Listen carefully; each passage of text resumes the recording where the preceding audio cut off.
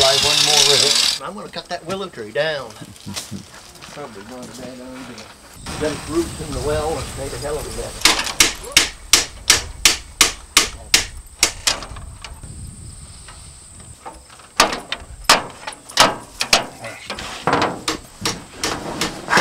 You're going to be on top of your angle, aren't you?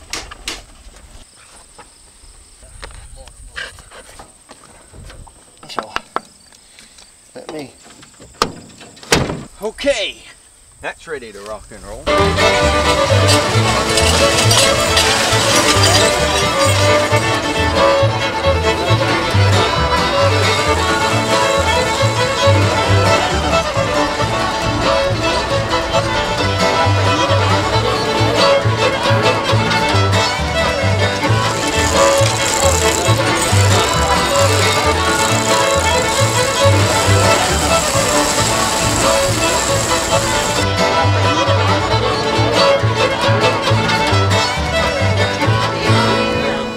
Stone Soup Institute takes a dozen students 18 years and older through a one-year cycle of the seasons in coastal Maine, immersing them in the knowledge and skills they'll need for living a vibrant life in the country.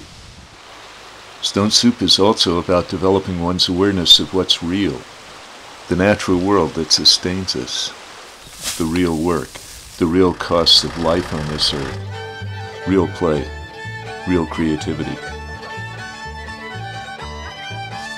It's about living without fear or blinders. It's about being tough, resourceful, humorous, and ready to do what it takes to get the job done right. And it's about gathering with friends and having fun when the work's done. Life at Stone Soup is, at times, difficult, dangerous, messy, exhilarating, rewarding. It's always real. At the heart of Stone Soup is Jim Cornish, co-founder and principal teacher at the Instutute. See how she's starting?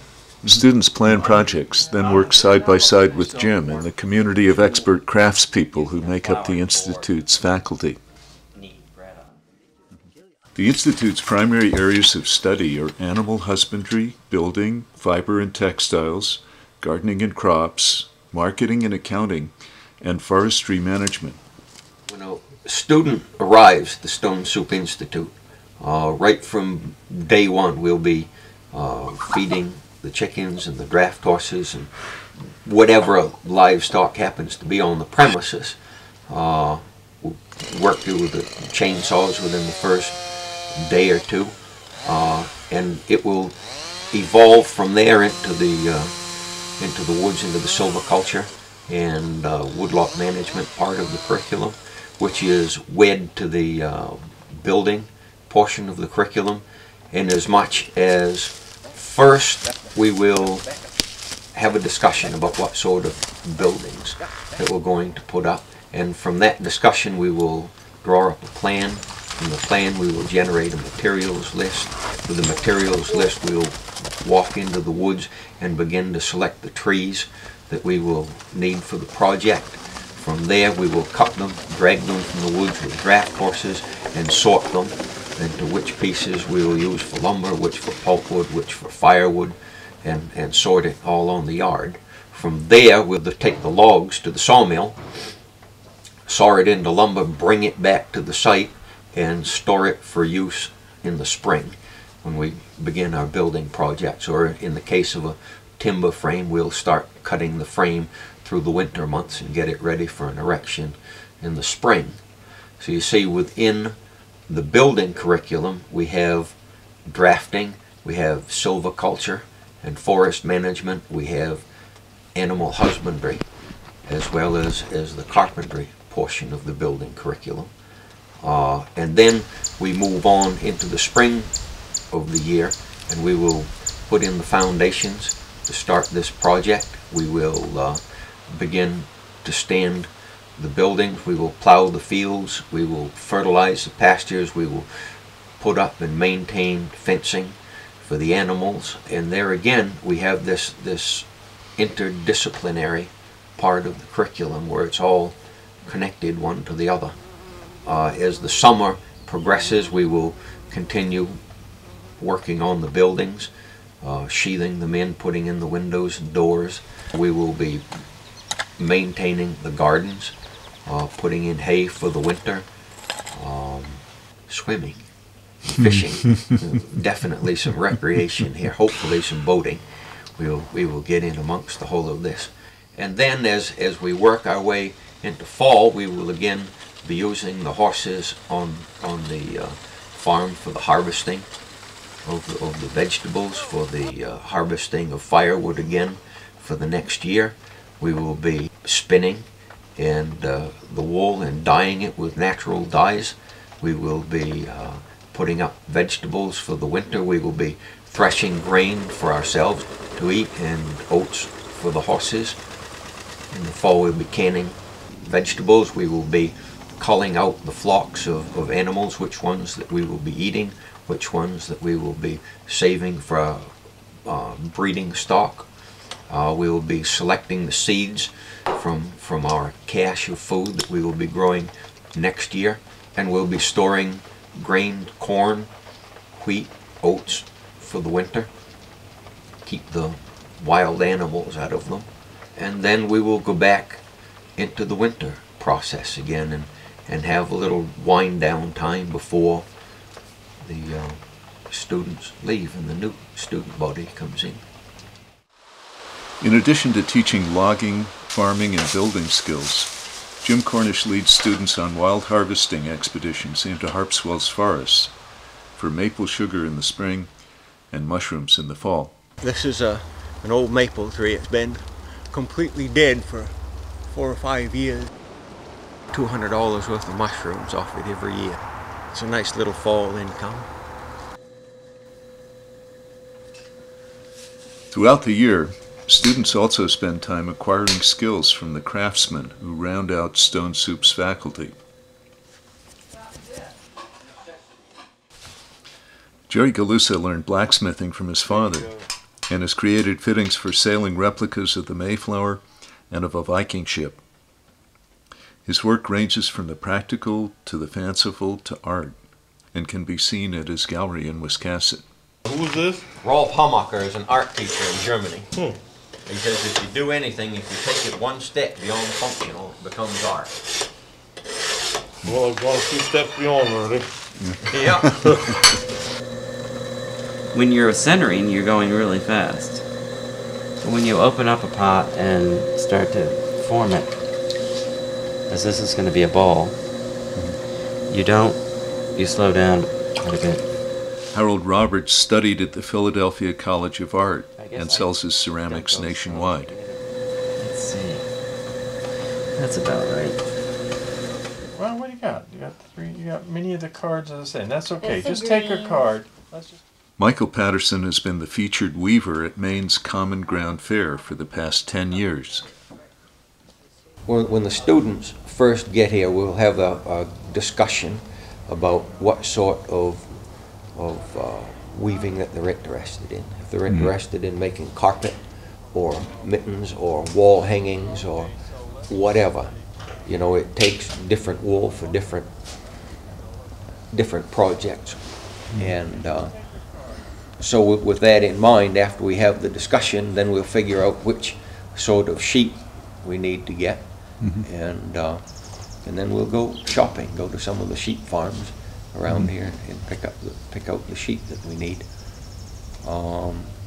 And then we'll save our breeding stock from that and eat the lambs that are, especially the rams. You know, you can only have just so many rams on a farm.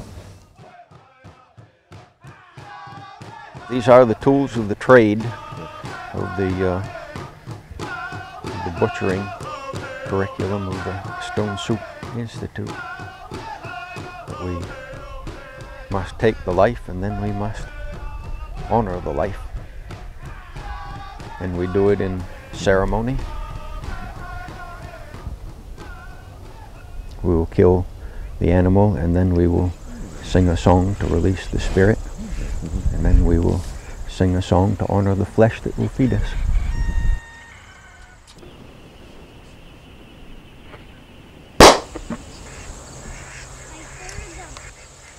We come from the Spirit, living with the Spirit. Go back to the Spirit, turn the world around. It's not meant to be easy. It's not meant to be a pleasurable Sunday afternoon thing. You should feel the difficulty of it. Now, Wendell Berry said that we must daily break the body and shed the blood of creation in order to live. When we do it knowingly, lovingly, reverently, and skillfully, it is a sacrament.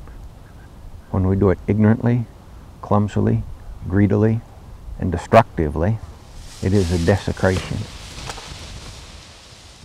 One of the things that we're big on at the Stone Soup Institute is to close the gap between production and consumption, and to make people realize just exactly what it takes physically and emotionally and spiritually to eat from this planet by bringing it face to face. But the vegetarians, of course, will not have to participate in the butchering of animals. The killing of animals is a matter of personal responsibility, you know, for people that like to eat meat. But, you know, vegetarians definitely not. They'll have to kill vegetables.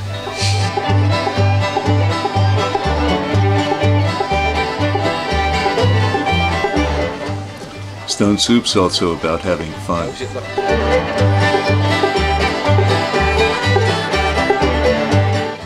Not just with fellow students and staff, but on Friday nights and special times of celebration with a whole larger community of friends and neighbors. We reinstated the peeper parties, and every year when the frogs start that following weekend, the bonfires are lit and the musical instruments come out, and we sing and we dance and we celebrate and we give thanks that another cycle has shifted again. Many of these friends of Stone Soup, with busy lives and no time to go through the whole year-long program, first joined the Stone Soup community for short workshops in rural arts like winemaking, saw sharpening, dovetail joinery, and brick oven bread making, and then kept coming back for the Friday night shindigs.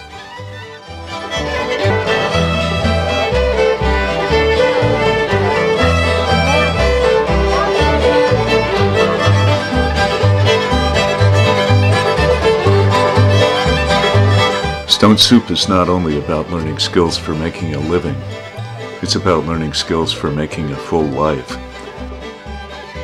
In the age we're in, this is a real art.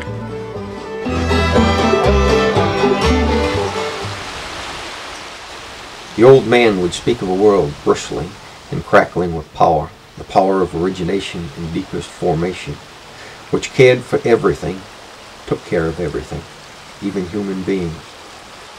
The problem was that adults had lost their nerve, lost faith in the marrow of it all. Children, he believed, still hold the mighty secret of trust. It was the lesson of the child to the adult, absolute trust. Once trust began percolating back into the soul again, humans would behold the liberating of those colossal earth powers that now lay silent under the spell of our bad fate. The earth would be alive again, and human beings would stop living lives of waiting, stop living in the curse of time and history, and live instead in the still point of beauty.